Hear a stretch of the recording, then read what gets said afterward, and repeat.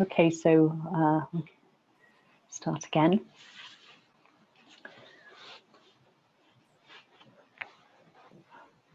So maybe just one thing to add from what I was saying this morning before we end with the just sitting. So when I was talking about sampajanya or sampajana, is clearly knowing and clear comprehension of our purpose.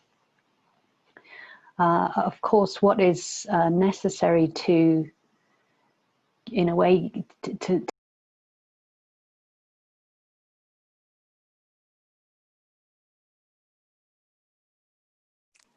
Sounds gone. I was just involuntarily muted by the Vajrapriya. So where was I? So continuity of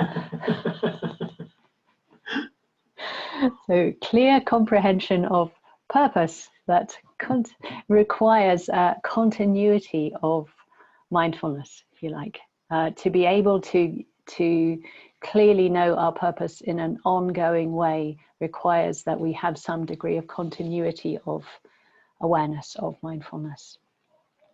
And I think how we frame continuity is quite important.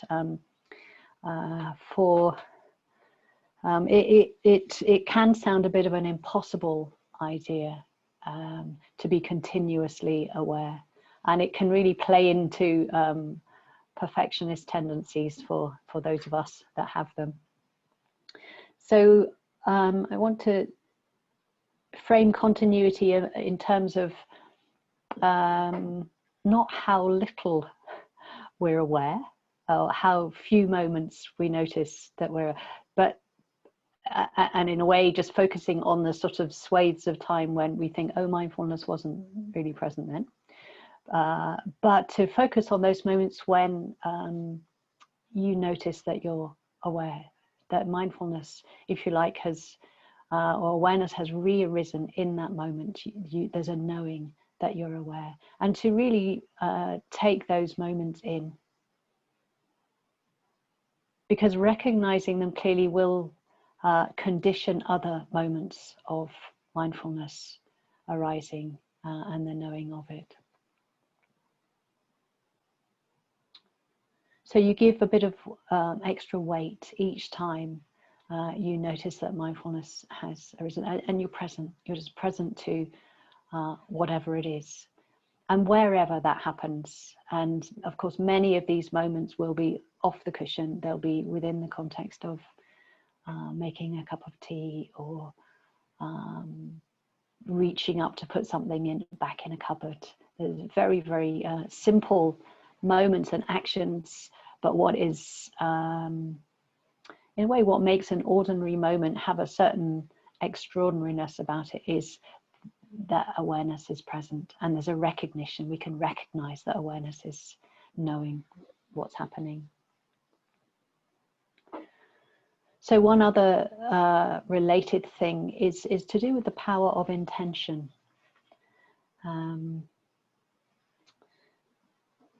And this can really help continuity of purpose. So if you like, when we make an intention, a conscious intention, and we'll be looking at other intention in a different way later in the week, but for now, a conscious intention is like setting the mind with a direction, giving the mind, in a way, setting it off, setting a boat, sort of the mindfulness boat sailing with the wind at its back. So you're giving some power to the mind through this conscious intention to be aware.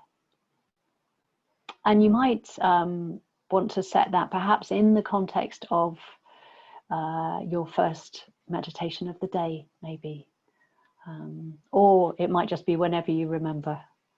You can reinforce or re-remember that intention. But you might even want to write it out somewhere, just that, set the intention to be mindful. And let that, writing it out, having it somewhere, let that be the reminder. Oh yeah, I'm going to point the mind in a helpful direction. I'm going to sort of prime the mind with this intention to be awake to be mindful. And each time you do it, each time, as I say, each time you set the intention, and then later perhaps in the day when mindfulness arises, it conditions more moments of mindfulness arising. So you're different metaphor, you're sowing the seeds of that habit of mindfulness without using undue effort.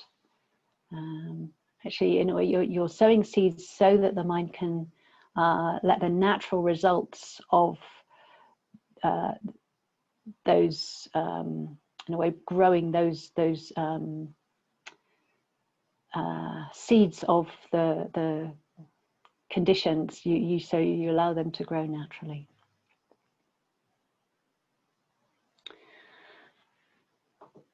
Okay, so that's all I wanted to say around that.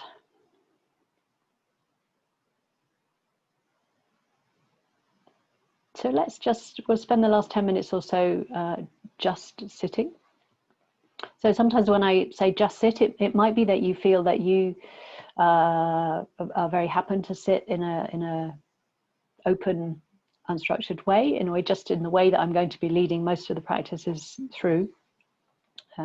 Perhaps, just noticing what's arising.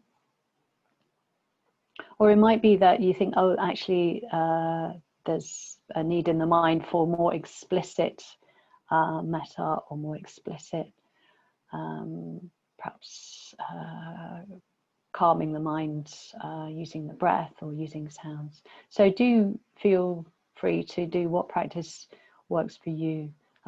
Perhaps what is going to best support positive qualities in the mind at this particular time.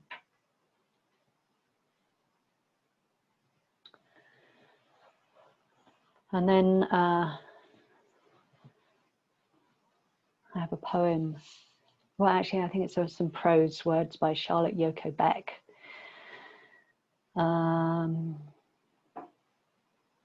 Which I'll end with.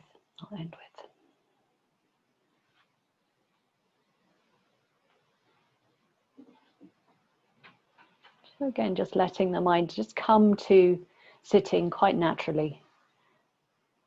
There's no big shift in gear, meditating from not meditating to meditating. But,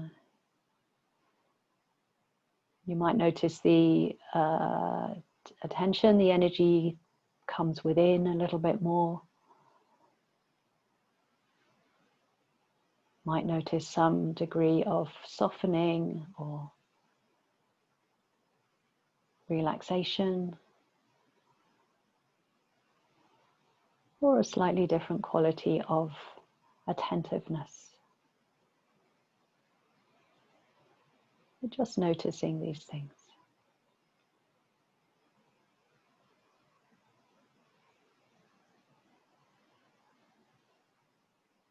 And just sitting with whatever else arises, whatever else is noticed over the next 10 minutes or so.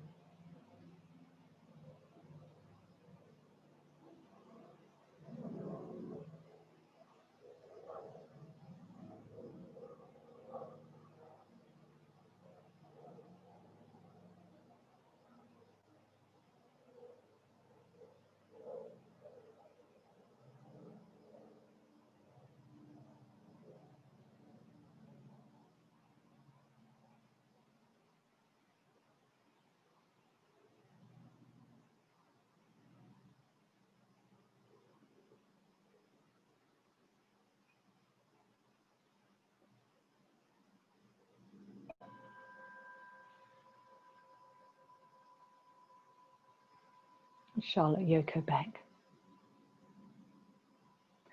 It's not that I hear the birds, it's just hearing the birds. Let yourself be hearing, thinking, seeing, thinking again. It is just the false sense of I that interrupts the wonder with the constant desire to think about I. And all the while, the wonder is occurring.